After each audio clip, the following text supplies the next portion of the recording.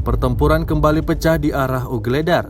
Rekamannya ramai beredar di media sosial Telegram pada Senin 28 November 2022. Dalam keterangan unggahan disebutkan pasukan Rusia dari timur jauh dengan bantuan proyektil berpemandu Krasnopol menghancurkan kendaraan Ukraina GAZ-66 yang digunakan untuk mengangkut militan dan amunisi bersama dengan personel.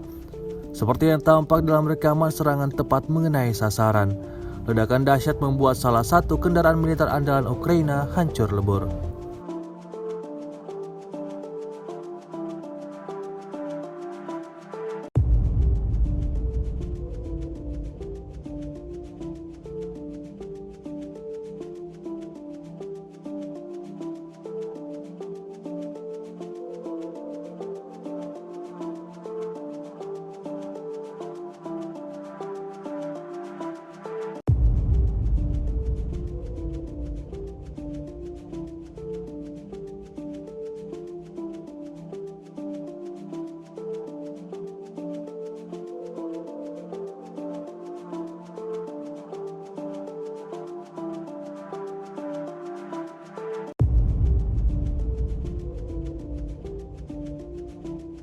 Rusia melaporkan secara total 333 pesawat Ukraina, 177 helikopter, 2.565 kendaraan udara tak berawak, 390 sistem rudal anti pesawat dieliminir sejak awal operasi khusus.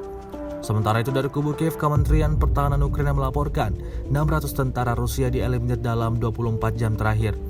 Total 87.310 prajurit Federasi Rusia meninggal sejak awal konflik hingga hari ke-278.